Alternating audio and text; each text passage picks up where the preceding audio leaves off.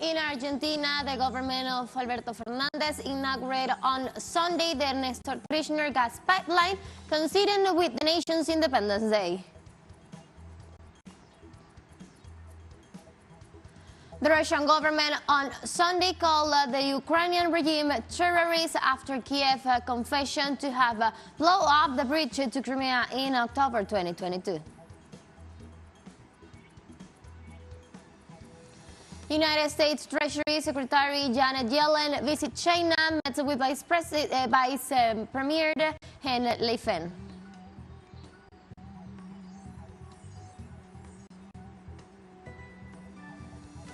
Hello, welcome to From the South. I'm Ana Marrero from the teleSUR headquarters in Caracas, Venezuela. We'll begin with the news. Stay with us.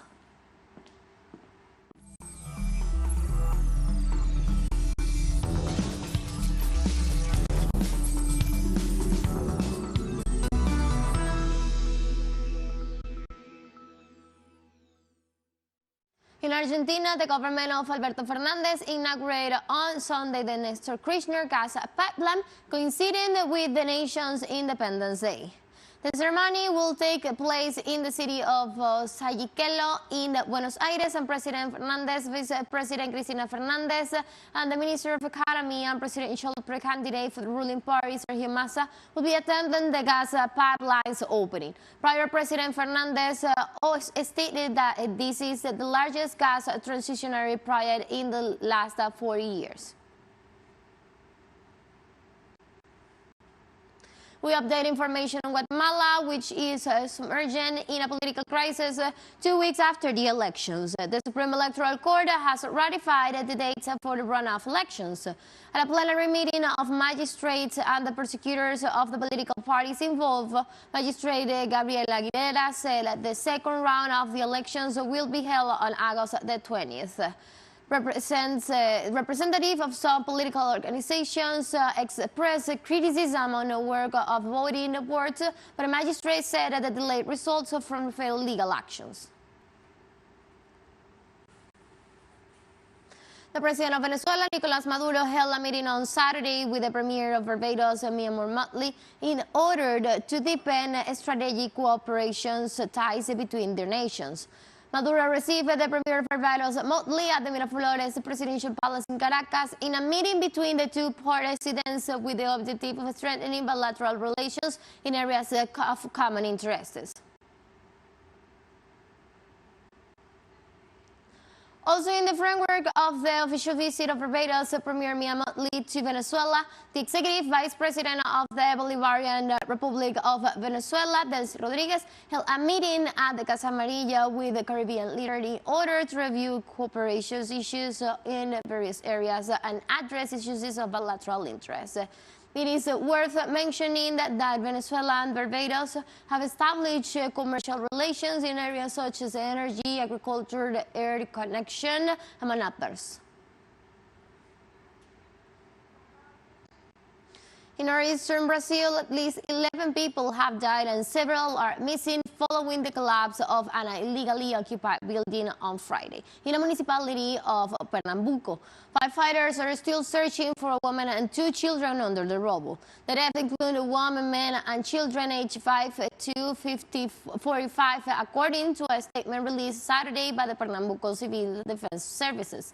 The 3-story structure attached to the largest housing complex had been closed since 2010 due to risk of collapse, but it had been illegally occupied since then.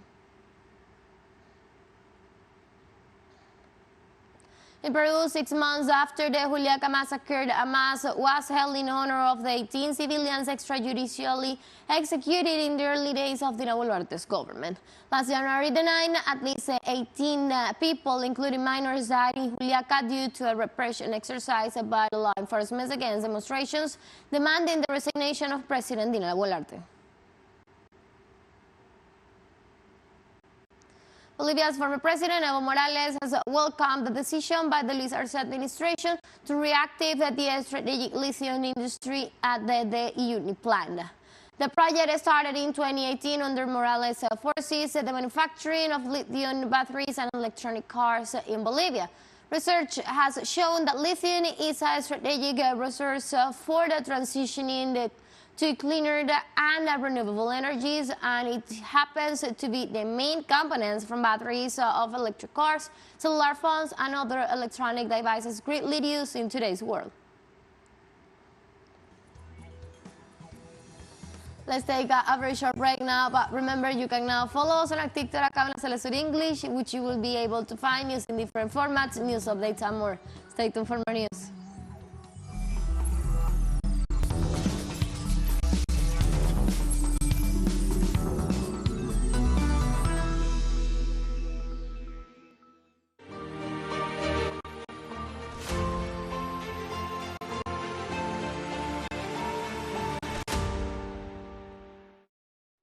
Welcome back to From the South.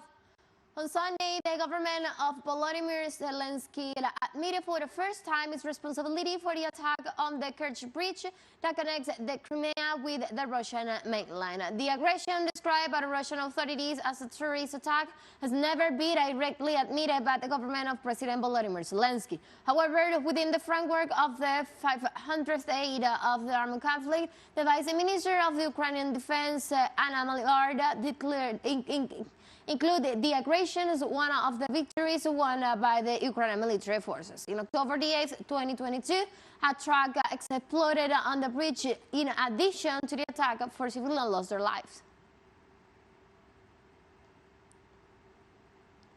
The Russian government on Sunday called the Ukrainian government terrorists after Kiev confessions to have blown up the bridge to Crimea in October 2022. Russian Foreign Ministry spokeswoman Maria Zakharova announced that the Ukrainian authorities have embarked on a plan to save themselves by systematically damaging the Zaporizhzhia nuclear power plant, thus confirming its terrorist characters. The Russian official considered that the North Atlantic Treaty Organization summit should have focused precisely on this issue. The Russian Defense Ministry has confirmed that its air defense systems have foiled a missile attack on Crimea on this Sunday. For his part, the head of the region, Sergei Akisnov, confirmed that it was a cruise missile. The attack on the coastal town of Kiev left no casualties, no injuries, and no material damage. On Friday night in Netherlands, the fourth-party coalition government of the Prime Minister Mark Rutte declared it had come to an end. On Saturday morning, the Premier went to the King's Palace to tender his resignation. This was Rutte's for government a fragile coalition given the radical different outlooks. It took 10 months to forget and lasted for just 18 months. Yeah, well, it's a pity the government has fallen right now. It's not good for the Dutch environment, the Dutch people. They need stability in this time of economical situation and of course the situation with Ukraine. So I hope they will find a solution and they will get together and maybe a new government will be installed in the next few months. That's the best thing for the Netherlands and of course also Europe. Well, I think it's really bad. It sort of seems like they choose more for the best interest of their political party instead of what's the best interest for the country. Because I think he just on purpose made it fall because then he can form a new government with the farmer citizen party. That's what I think, but I don't know. I work in the hospital. I don't know that much about politics, but that's my personal opinion. The United States congressional Democrats have expressed strong opposition to a decision by President Joe Biden of delivering cluster bombs to Ukraine. Lawmakers argue that the use of this weaponry can indiscriminately affect civilians. The legislators denounced that allowing cluster munitions to enter the battlefield undermines the moral authority of the United States and places the country in a position that directly contradicts the provision of the North Atlantic Treaty Organization on the use of these kind of weapons. In the midst of economic aggressions against Moscow, the United States doubled its import from Russia, while the volume of exports to the Eurasian country continues to decline. According to data provided by the U.S. Commerce Department's Consensus Bureau, the volume of goods imports from Moscow, which is the target of number sanctions, amounted to $504 million in May, more than double the previous month. Even Washington imported $215.6 million worth of goods. teleSUR English launched its own videos on demand site. You can go on and revisit our interviews, top stories, special broadcasts, and more. Just go to the top left corner in our website homepage and click on the video option to access our VOD platform. Now let's take our final short break. Don't go away.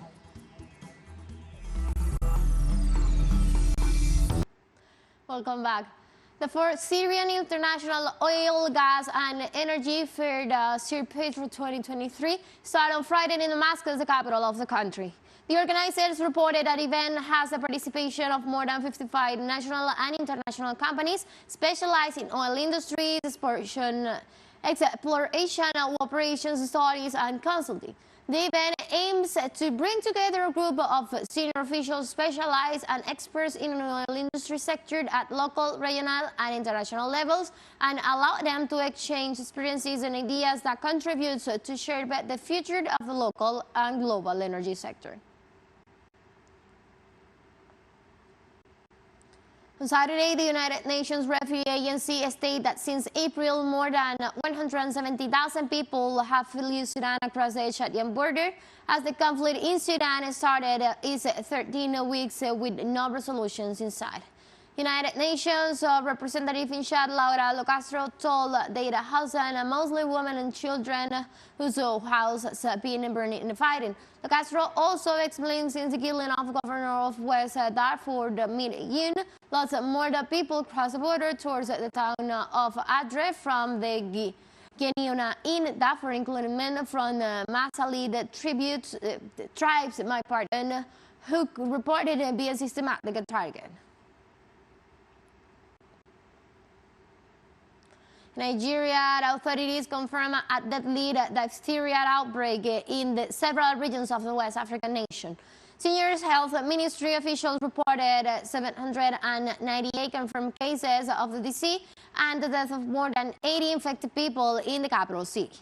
Health experts in the country said there have been multiple outbreaks since late last year. The Health Ministry warned that although the disease has a vaccine, more than half of the children are not immunized. They also said that the outbreak has led to an intensified response, including risk communication, case management, and immunization days.